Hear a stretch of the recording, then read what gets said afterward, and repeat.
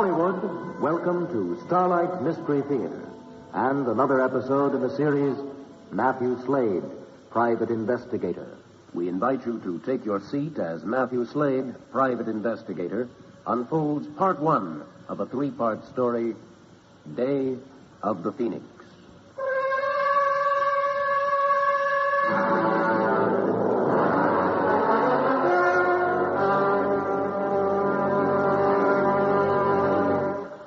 In my job, the hours are odd. So are the circumstances and the people I meet. You could even call some of them dangerous. My calling card reads, Mathew Slade, Private Investigator.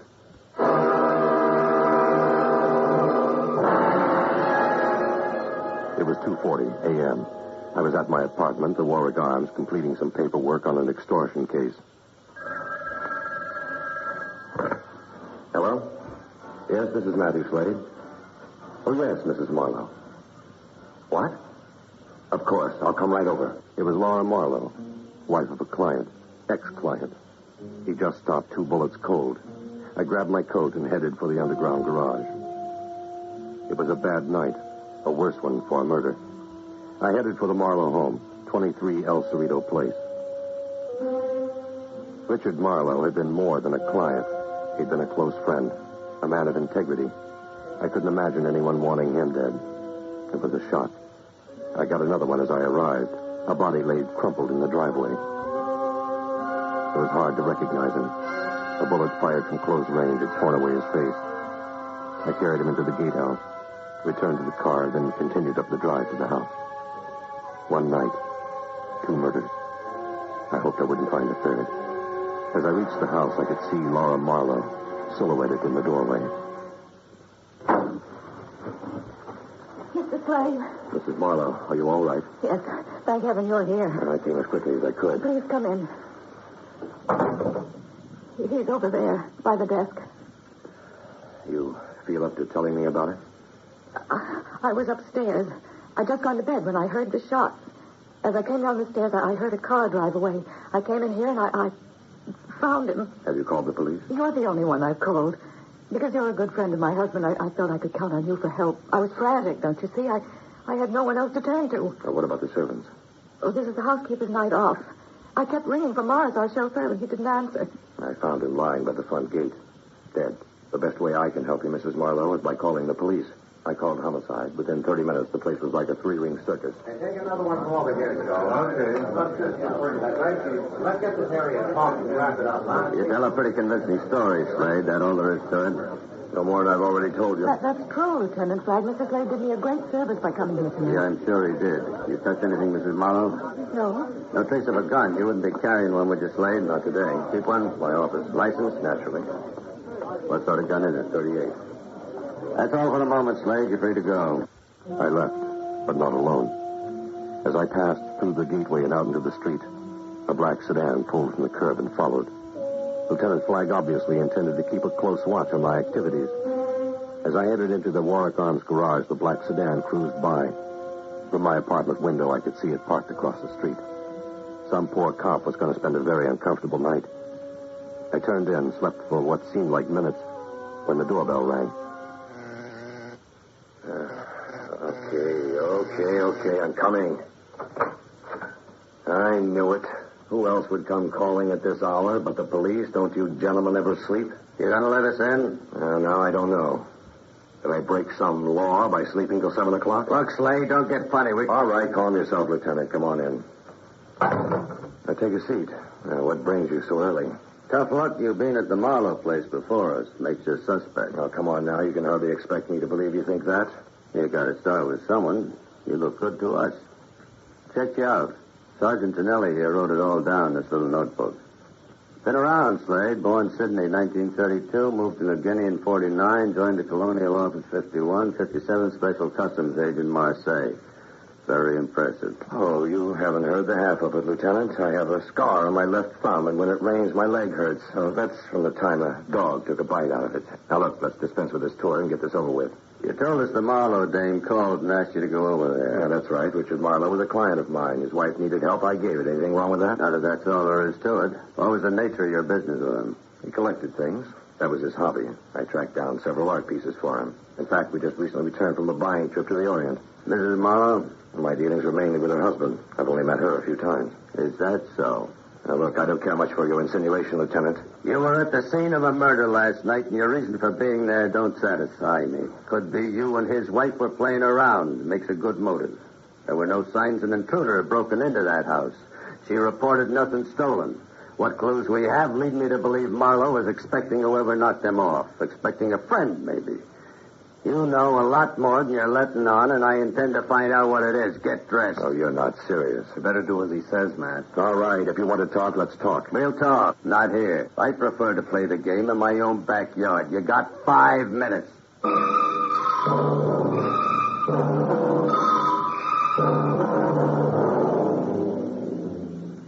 The lieutenant was a man used to getting his own way. I dressed and left with him.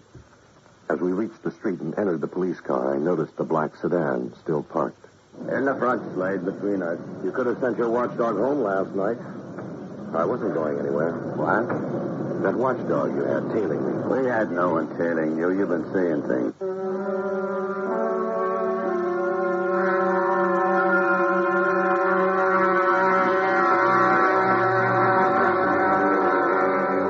I guessed wrong. Then who was in that car, and what did he want? We arrived at headquarters in 15 minutes. An hour later, Lieutenant Flagg was still playing Quizmaster. What were you doing at the Marlowe place? You're a hard man to convince, Lieutenant. You've heard my story. Couldn't fool an old lady. Now quit stalling and lay it on the line. Would you like a statement? A full statement signed and sealed. Without coercion? We don't get them any other way. Well, then I'll need my attorney. You intend to stand on your right, stage a big scene? If you think I killed Marlowe, book me. If you do, that gives me the right to bring my attorney down here. Now, I know as well as you do there isn't a charge in the book you can hold me on. I didn't say I was going to book you. But if I do, I can arraign you on what I've already got. What charge? As a suspect. Suspicion of accessory after the fact, a felony, Section 32, in case you're interested. As an accessory after the fact, you'd have to prove intent. And in this case, knowledge that a crime was committed. Now, just how do you intend to prove that? Ways can be found. I could rig a dozen things. I could have you locked up as a material witness, for one thing. Not in this state. Except by a court order. You wouldn't dare try that. I've got the lab report here. How's it going? Still covering the same ground. Both parties shot from close range with the .45. Marlowe twice through the pump, Morris once in the face. Okay, Slade, you can go. What? You mean you're giving up that easily? I said you could go. I didn't say it was finished. You're not off the hook yet, not by a long shot. I'll give you a day or so to think things over. If you're not back here with the kind of story I think you're capable of telling, I'll be forced to go to the commissioner and tell him we have a suspect withholding information in a murder case. Is that clear? Very clear. Adios, gentlemen. You don't really think he had anything to do with it, do you? No. My guess is he has an idea who did. We got to come up with a motive. Maybe Slade can supply us with one. You sure ride him. Yeah. I intend to keep on riding him until I sort this thing out. We are going to see him sweat. I felt like a man sinking in quicksand. Like it or not, I was now involved in a murder case. I took a cab to my office across town on Sutter Street. As I got out, the black sedan pulled ahead and parked. I made a mental note of the license number, entered the building, and took the elevator to my fourth floor office.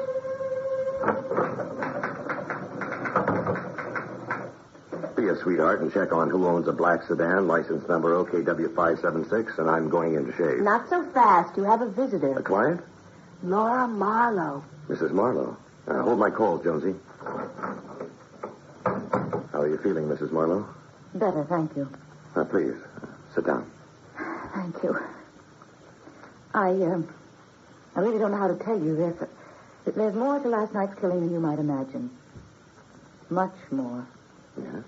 The jade statuette you located for my husband when you were both in Hong Kong, it was stolen last night. The Phoenix? I can't imagine anyone killing two people for an inexpensive art piece.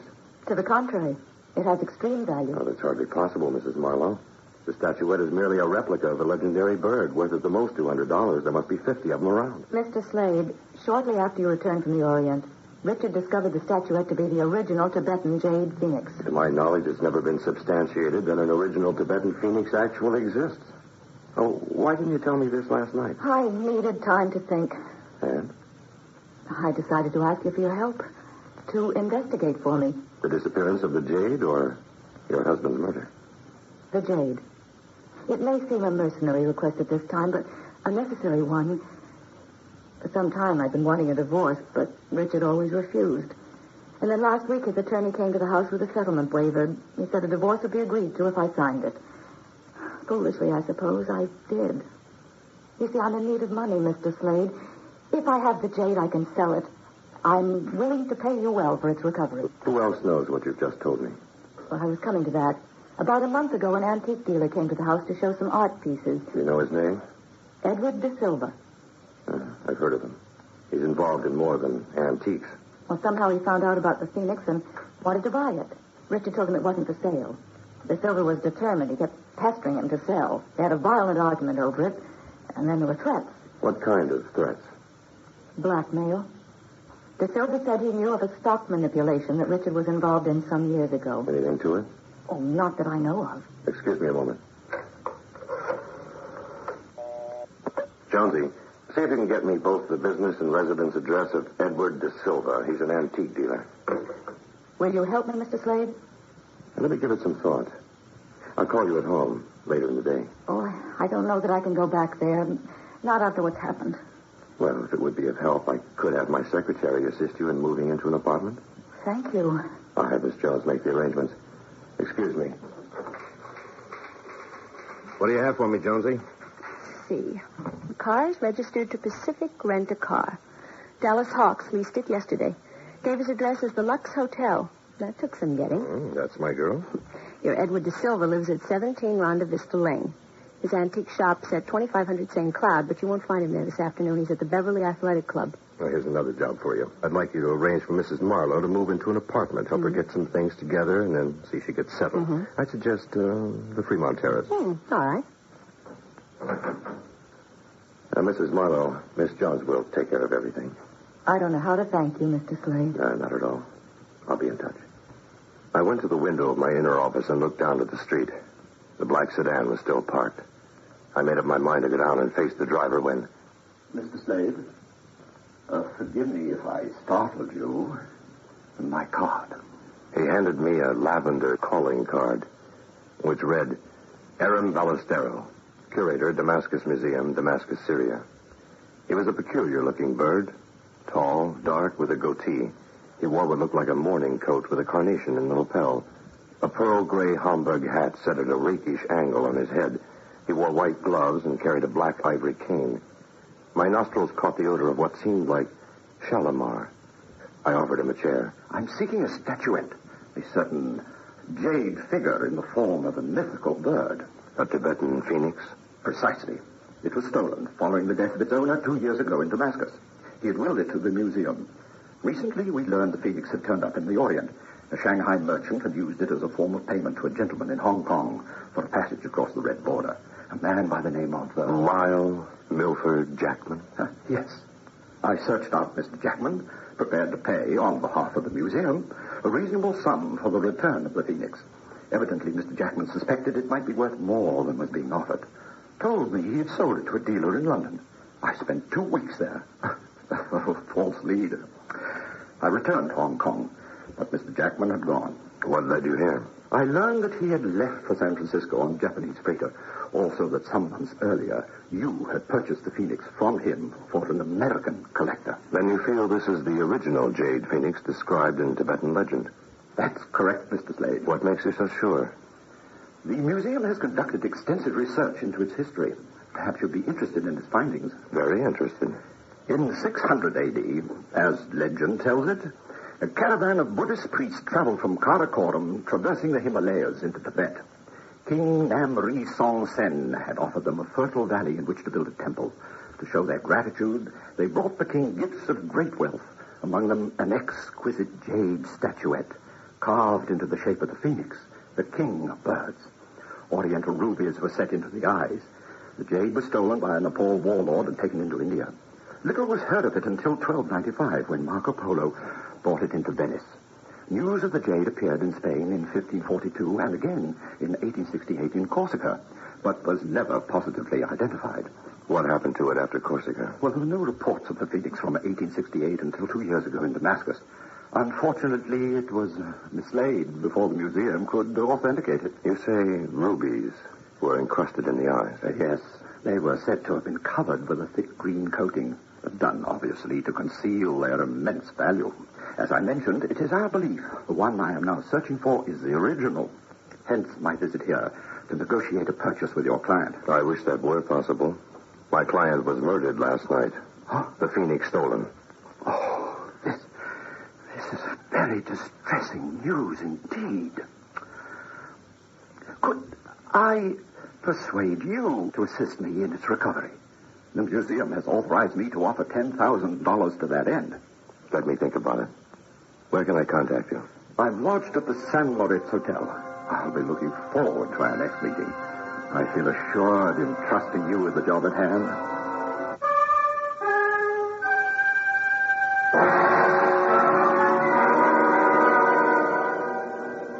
He left as silently as he had come.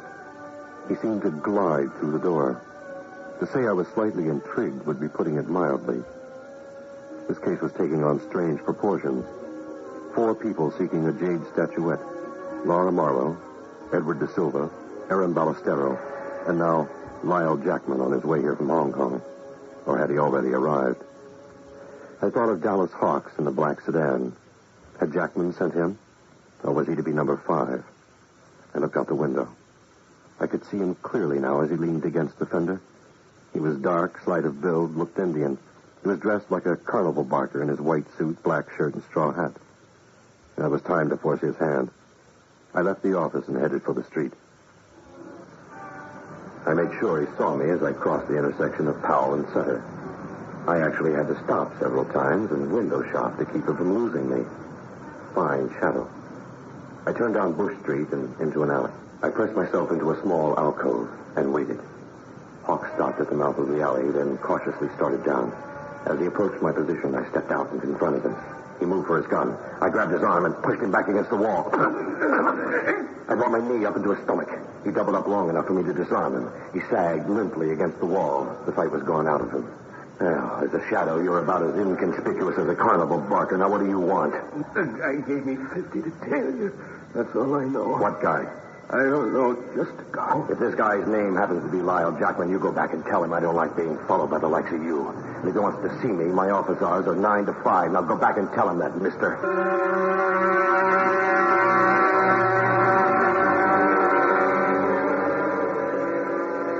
My next move was to call on Edward De Silva at the Beverly Athletic Club. It was a fashionable health spa in the West End for overweight and overwealthy businessmen. The attendant led me to an outside garden patio. He pointed to a bronzed figure poised on the high board of the swimming pool. I watched him execute a pretty fair jackknife. He cut into the water like a missile and came up at mid-pool, shaking the water from his head. De Silva? Who wants him, friend? I do. He paid little attention to me, went right on swimming. I thought I'd try something a little stronger. A mutual friend was murdered last night, Eddie. The one you were blackmailing? Oh, that reached home. He swallowed a mouthful of water, swam to the steps, and quickly got out. He donned a fancy beach robe. A man could see a lot of trouble with that kind of talk. Who are you? I handed him my card. He tugged at the crisp linen handkerchief protruding from the initial breast pocket of the robe, then ran a finger over his hairline mustache. Mathew Slade, investigator, huh? That's cute. You know, I think I've heard your name someplace. Why don't you join me for lunch? We can find out what's on your mind. A few minutes later, we were munching on a concoction of carrots, celery, lettuce, and seaweed. He seemed to enjoy it. I felt like Peter Cottontail. They feed this to rabbits, don't they, Eddie? Well, it's a good way to stay young, friend. You might have something there. Come to think of it, I've never seen an old rabbit. You got a funny sense of humor, friend. Yeah, about some things, Eddie, but not about your connection with Richard Marlowe. What connection might that be? A certain art piece you wanted, a jade phoenix. Oh, yeah, well, it's no secret. I wanted the phoenix.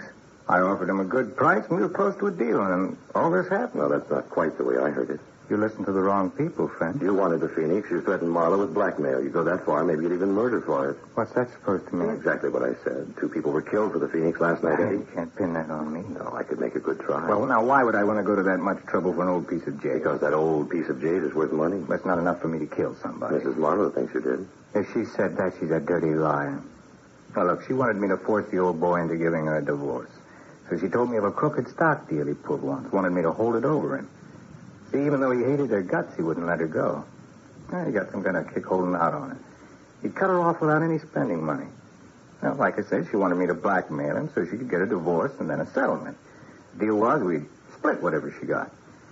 I wanted no part of it. Where were you last night? I was at home. I was in all night. Well, you don't sound too sure. Where do you get off asking me all these questions? When the police find out the Phoenix is the murder motive, you're going to have to do a lot of explaining. Maybe, but not to you. Eddie was visibly shaken. I'd done a good job of unnerving him. I thought it curious that he didn't seem at all surprised to hear the Phoenix had been stolen. As of now, only 4 people knew that. Laura, Ballestero, myself, and the killer. I put De Silva in a bad light. I decided this would be as good a time as any to give his home a quick going over. 17 Ronda Vista Lane, a Spanish-style home set well back from the road. I rapped on the door to make sure no one was there, then went around back and slipped the catch on the patio door. Inside, the place looked like a museum. An oversized antique desk was set into one corner of the room. I searched it, came across a leather-bound book. There were dozens of names, girls' names, and other pertinent information. This was not just a bachelor's little black book. De Silva was operating a call girl racket. I heard a car pulled into the driveway. I hurriedly returned the book, looked out from behind the drapes. It was De Silva, and he was heading for the front door, and fast. I looked for a place to hide, darted behind the Soji folding screen as he came in. He moved straight to the desk. I could see partially through the crack in the screen. He lifted the desk blotter, removed a small envelope, checked its contents, then slipped the envelope into his coat pocket. He started for the door, but stopped short as the phone rang. He hesitated for a moment, and then left. The phone continued to ring. I moved to the window and watched as De Silva drove off, and then picked up the receiver. Eddie? Hello? Hello, Eddie? There was no mistaking that voice. Laura Marlowe. Why was she phoning Eddie? Suddenly, I felt a sharp sting on the back of my neck. Fuzziness, smoke swirls, and then black.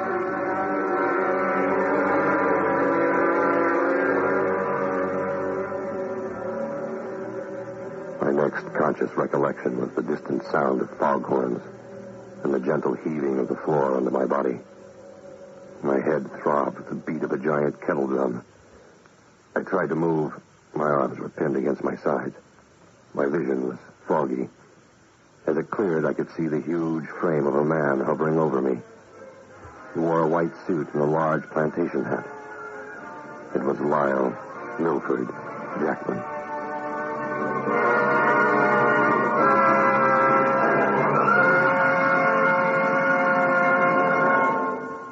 This is the United States Armed Forces Radio and Television Service.